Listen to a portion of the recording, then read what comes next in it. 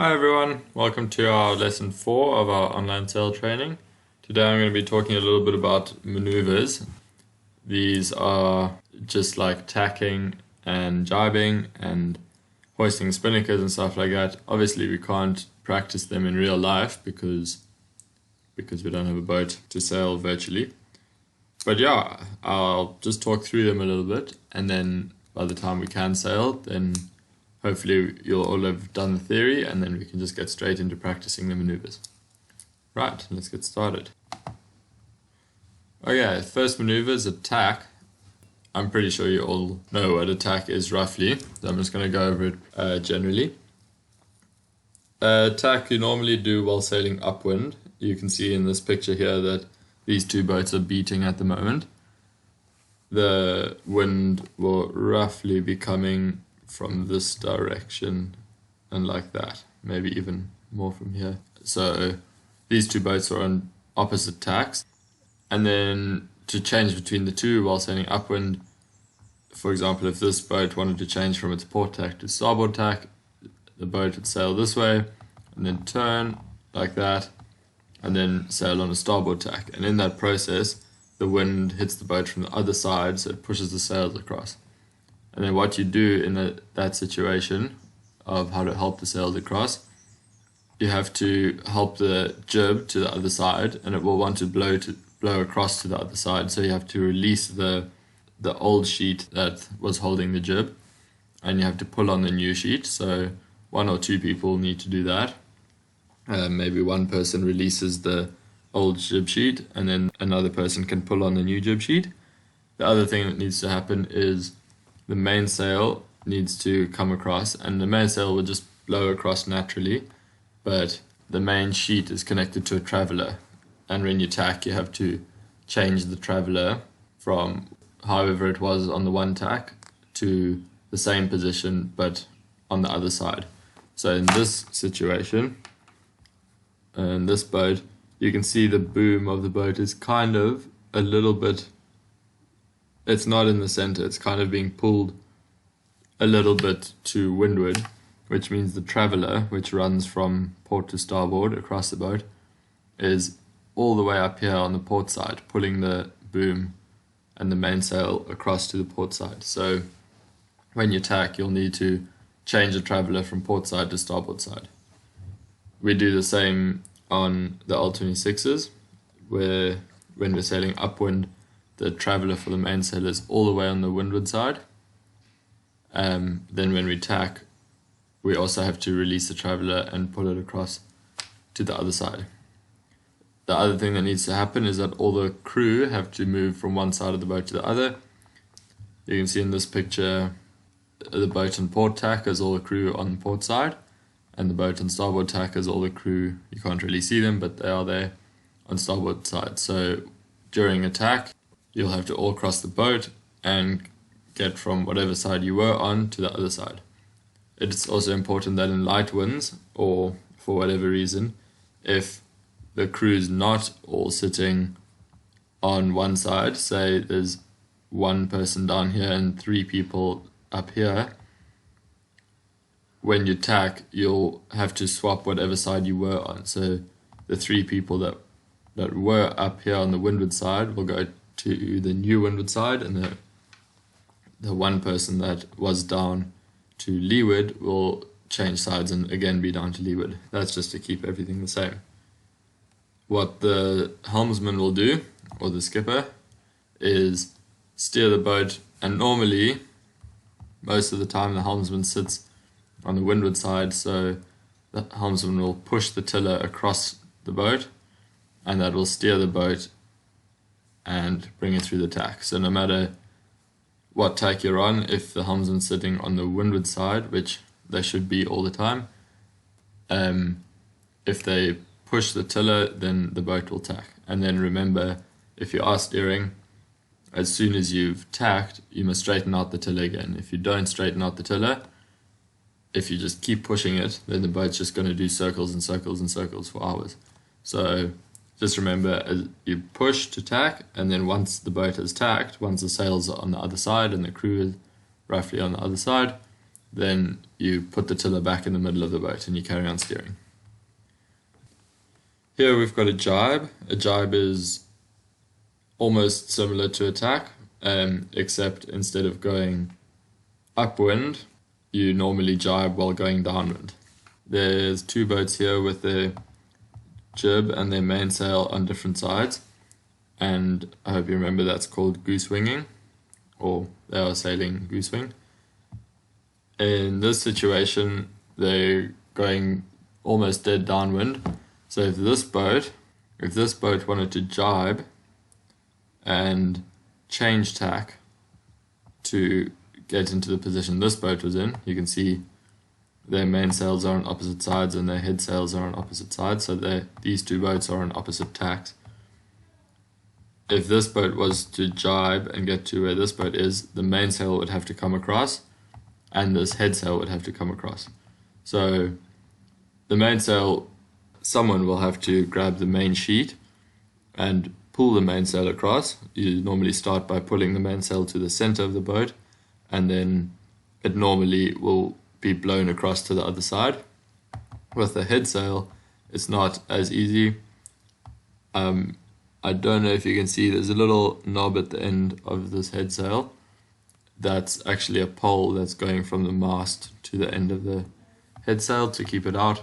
So that pole will have to be removed and then pull on the sheets to make the jib change sides, and then reattach the pole on the other side. Again, the crew will have to change sides. You can see this front boat has crew almost evenly spaced on both sides. Everyone after a jibe will have to change the side they're on. So the people on this side will go to the other side and the people on this side will go to that other side. That's just to keep the boat the same as it was. A jibe without a spinnaker can often be quite unstable. To keep the boat a bit more stable, often you pull on the kicker or the vang to kind of make the boat a little bit more stable, whilst in rough winds and big seas, this maneuver can be quite roady. Alright, jibing with a spinnaker. This is quite different to jibing without a spinnaker. Again, you'll be going downwind. You can see these two boats have the wind behind them and their spinnakers are filled. To jibe, the mainsail will go across in the same way as jibing without a spinnaker, but the spinnaker will need to be jibed in a different way. You can see here there's a spinnaker pole, and that's attached to a rope over here. This rope, because it's attached to that side of the spinnaker, and the pole is called the guy. So the guy goes from the boat to the spinnaker on the spinnaker pole side. There's another rope over here going to the boat, and that doesn't go through the spinnaker pole. So this rope is called the sheet, the spinnaker sheet. In this situation, to jibe, you can see this person over here is busy jibing. You'll need to release the pole on the one side and on the mast, and then move the pole to the other side of the boat and connect it to the other rope, the rope that was the sheet, and after the jibe will be the guy, and you'll need to get the other end of the pole to the mast again. You can see this person here is holding the spinnaker pole, and the spinnaker pole is connected to the mast. However, these two spinnakers here are both symmetrical spinnakers. There is another kind of spinnaker, the asymmetrical spinnaker, and that gets jibed more like a jib than like the symmetrical spinnaker. The asymmetrical spinnakers have a bowsprit that sticks out the front of the boat, and they connect to that, and then they look a bit more like a head sail rather than a spinnaker, and they jibe a bit differently. I might cover that in another video, but for now, our boats, the L26s, use symmetrical spinnakers like these, so I'm just going to cover symmetrical spinnaker jibing for now. Again, it's important that the crew change side, same as tacking and jibing without a spinnaker. Alright, I've spoken a bit about spinnakers now, so let's talk a little bit about how we get them up and down. When we want to hoist the spinnaker, we call that maneuver a hoist. You can see in this picture here, this boat is busy hoisting a spinnaker. The person over here is busy pulling up the halyard and using all their body weight to try and get it up. The halyard goes through here, into the mast, into the top of the mast, and you can see the spinnaker doesn't look quite right yet. That's just because it's not up at the moment. Alright, so this is an asymmetrical spinnaker, but the theory is kind of the same. You can see there's ropes that go from here, from the spinnaker to the boat. This is the sheet. And here, because this is an asymmetrical spinnaker, this is the tack line. On symmetrical spinnakers, this won't be called a tack line. It won't even be there, in fact. This rope will be connected to the spinnaker pole and then to the back of the boat, and then that rope's called the guy. So to hoist the spinnaker, you want to get all the bottom ropes sorted out first, and then at the end, once you've got all the bottom ropes sorted out, then you pull the halyard and pull the spinnaker up.